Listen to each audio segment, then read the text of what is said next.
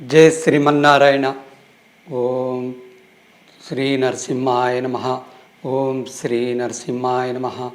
ओम श्री नरसिम्हाय नमः। Mayilosai YouTube channel அன்பர்களுக்கு ரசிக பெருமக்களுக்கு அடியேன் லக்ஷ்மி நரசிம்மன் ஜோதிடர் நமஸ்காரம். கார்த்திகை மாத ராசி பலன். இந்த கார்த்திகை மாதம் நவம்பர் 15ஆம் தேதி வெள்ளிக்கிழமை இங்கிலீஷ் படி, வியாழக்கிழமை அதிகாலை, அதாவது விடிந்தால் வெள்ளிக்கிழமை 4:01 துலாம் ராசியிலேருந்து சூரியன் விருச்சிக ராசிக்கு பயிற்சியாகிறார். டிசம்பர் 15ஆம் தேதி வரைக்கும் அங்கே இருக்கார். அதுக்கப்புறம் தனுசு ராசிக்கு பயிற்சியாகிறார். வாக்கிய பஞ்சாங்கப்படி அண்டு திருக்கணிதம் அதன்படியும் 16ஆம் தேதி ஞாயிற்றுக்கிழமை காலையில் சூரியோதயத்துக்கு அப்புறம் 6:42 விருச்சிக ராசிக்கு பயிற்சியாகிறார். டிசம்பர் 14ஆம் தேதி வரைக்கும் இதில் இருக்கார், விருச்சிக ராசியில் இருக்கார். அதுக்கப்புறம் தனுசு ராசியில் போகிறார். இப்போ ஒவ்வொரு ராசிக்கும் ராசி பலன் என்ன அப்படின்னு பார்க்கறதுக்கு முன்னாடி ஒரு விஷயம், இந்த சூரிய உதயத்தின் போது, அதாவது கார்த்திகை மாதத்தில் சூரியன் விருச்சிக ராசிக்கு பெயரும்போது அந்த நேரத்தில் கிரக நிலைகள் அப்படின்னு பார்த்தா துலா லக்னம் வருது.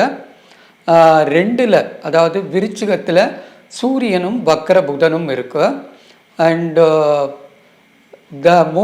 மூணாவது இடத்துல தனுசுல சுக்கிரன் இருக்கு. அதை விட்டால் அதுக்கப்புறம் மீனத்தில் ராகு இருக்கு. மேஷத்தில் சந்திரன் பரணி 2ஆம் நட்சத்திரத்தில் இருக்கு. குரு வக்ரியா ரிஷபத்தில் இருக்கு. கடகத்தில் செவ்வாய் இருக்கு. அண்டு கேது கன்னியில் இருக்கு. ஸோ இதுதான் கிரக நிலைகள். இந்த மாதம் கிரக சஞ்சாரம் அப்படின்னு பார்த்தால் 17-11 அப்படி. அப்போது அன்னைக்கு செவ்வாய் கடகத்திலேயே வக்ரகதியை அடைகிறார். புதன் வக்ரியா விருச்சிகத்திலேயே மேற்க மறைகிறார். டிசம்பர் 2ஆம் தேதி சுக்கிரன் தனுசு ராசியிலேருந்து மகர ராசிக்கு போகிறார். இதுதான் சஞ்சார நிலை.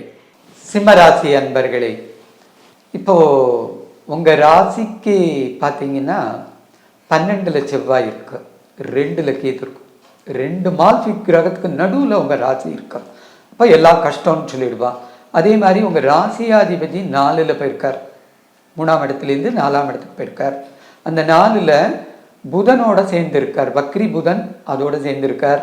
5ல் சுக்கிரன் இருக்கார். ஓகே, 8ல் ராகு இருக்கார். 8ல் ராகு இருந்தால் கஷ்டத்தை கொடுக்கும்பா?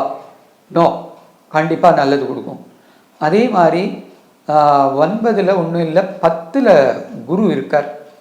சந்திரன் ஆரம்பத்தில் இருக்கார், அப்புறம் மாறிடுறார், வரிசையாக வந்துட்டு இருக்கார். மெயினாக 10ல் குரு வக்ரியா இருக்கார். 11ல் ஒன்றும் இல்லை, 12ல் செவ்வாய் இருக்கார். இப்போ உங்களுக்கு பார்த்தேன்னா ஒரு சங்கடமான நிலை இருக்கிற மாதிரி தோன்றும். பட் போன மாதத்தை விட இந்த மாதம் எல்லாம் சக்ஸஸ் ஆகும், எல்லாமே சக்ஸஸ் ஆகும். கிரேட், 85%க்கு மேலே நன்னா இருக்கும்னு சொல்லலாம் உங்களை பொறுத்த வரைக்கும். ஸோ ஜென்ரலாக உங்களுக்கு எந்த விதமான பெரிய ப்ராப்ளங்கள் வராது. வயசானவா மட்டும் உடம்பை கொஞ்சம் கவனிச்சுக்கணும், வைத்திய முறைகளை ஸ்ட்ரிக்டாக ஃபாலோ பண்ணணும். அதே போல் சொந்த தொழில் பண்ணுறவ, வேலைக்கு போகிறவா கூட பரவாயில்ல. வேலைக்கு போகிறவாளுக்கு சில பேருக்கு விரும்பின இடமாற்றம் கிடைக்கலாம், அல்லது பதவி உயர்வு கிடைக்கலாம். புதுசாக வேலைக்கு ட்ரை பண்ணிங்கன்னா நிச்சயமாக கிடைக்கும். ஓரளவுக்கு பணப்புழக்கம் நல்லா இருக்கும், வாகன வசதிகள் நல்லா இருக்கும். ஏன்னா சுக்கிரன் இருக்கார், சுக்கிரன் 5ல் இருக்கார். அண்டு சூரியன் 4ல் இருக்கிறதுனால மனோதிடம், சுகஸ்தானம், ஒரு சுகம் எல்லாமே நல்லா இருக்கும். புதன் மறைஞ்சு போய்டுறார், வக்ரியா மறைஞ்சு போய்டுறார். அதனால உங்களுக்கு பெரிய பிரச்சனைகள், எதிரிகள்கிட்டேருந்து தொந்தரவுகள் அதெல்லாம் இருக்காது. குரு வேற பார்க்குறார், ராசியாதிபதியை குரு பார்க்குறார். இந்த மாதம் தொழில் பண்ணுறவாளுக்கு மட்டும் வாக்கில் கவனமாக இருங்கோ, வார்த்தைகளை விடுறதில் கவனமாக இருங்கோ, கோவப்படாதீங்க. போன மாதம் சொன்னது தான் இந்த மாதம் கார்த்திகை மாதத்துலேயும் கண்டினியூ பண்ணிக்கோங்க. ஆனால் உங்கள் செயல்களில் வெற்றி இருக்கும். பகை நட்சத்திரம்னு சொல்லுவா, உங்களுக்கு தடைகளை உண்டு பண்ணுற நட்சத்திரம்னு சொல்லுவாள். இப்போ உங்கள் ராசியில் 3 நட்சத்திரம் இருக்குது. மகம், பூரம், உத்திரம். மகம் 1ன்னு வச்சுக்கோங்க. அஸ்வினிலேருந்து ரேவதி வரைக்கும் 27 நட்சத்திரம் இல்லையா, அதை எழுதிக்கோங்க. உங்கள் மகம் நட்சத்திரத்துக்கு நேராக 1ன்னு போட்டுக்கோங்க. அடுத்தது 2, 3, 4 அப்படின்னு போட்டு ஆயில்ய நட்சத்திரம் 27வது நட்சத்திரமாக போட்டுக்கோங்க. அதே போல் பூர நட்சத்திரக்கார பூரம் 1ன்னு போட்டு மகம் 27ன்னு போட்டுக்கோங்க. உத்திரம் நட்சத்திரக்கார உத்திரம் 1ஆம் பாதம் மட்டும் இருக்கு, உத்திரம் 1ன்னு போட்டு பூரம் 27ன்னு போட்டுக்கோங்க. இப்படி போட்டுட்டு அதில் கொடுத்துருக்கேன் பாருங்க, 3, 5, 7, 9. 3வது நட்சத்திரம், 5வது நட்சத்திரம், 1வது நட்சத்திரம், 3வது நட்சத்திரம், 5வது நட்சத்திரம், 7வது நட்சத்திரம், 10வது நட்சத்திரம், 12வது நட்சத்திரம், 14வது நட்சத்திரம், 16வது நட்சத்திரம், 19வது நட்சத்திரம், 21வது நட்சத்திரம், 23வது நட்சத்திரம், 25வது நட்சத்திரம். இந்த நாளில் இந்த நட்சத்திரத்துக்கெல்லாம் நேராக ரவுண்ட் பண்ணி வச்சுக்கோங்க ரெட் கலரில். இந்த நட்சத்திர நாளில் காலண்டரில் பார்த்துட்டு அன்றைக்கி அந்த புது வேலையை தொடங்கலாமா வேண்டாமா யோசித்து கொஞ்சம் நிதானித்து செயல்படுங்க. ஏன்னா கெடுதல் பண்ணி விட்ரும் ஜென்ரலாக. பட் காமனாக உங்களுக்கு நன்னா இருக்குது. பெருசாக இல்லை, உங்கள் குலதெய்வத்தை வழிபடுங்கோ. அப்புறம் கால பைரவர் நாய், அந்த பைரவர்னா நாய், நாய்க்கு கெடுதல் பண்ணாதீங்க. நாயை கல்லால் அடிக்கிறது அதெல்லாம் வேண்டாம். கால பைரவரை சேவிச்சுக்கோங்க. இந்த மாதம் என்ன ஓடிடும். அது போக இந்த சர்பதோஷம் சொல்லுவா, ஒவ்வொரு ராசிக்கும் சொல்லுவா இல்லையா. சிம்ம ராசியில் பிறந்தவாளுக்கும் ராகு கேதுக்குள்ளே எல்லாம் அடங்கி போயிடுத்து, அல்லது ராகு 5ல் இருக்குது, 7ல் இருக்குது, 9ல் இருக்குது, லக்னத்தில் இருக்குது, 2ல் இருக்குது, 8ல் இருக்குது, இந்த மாதிரி சொல்லுவா இல்லையா.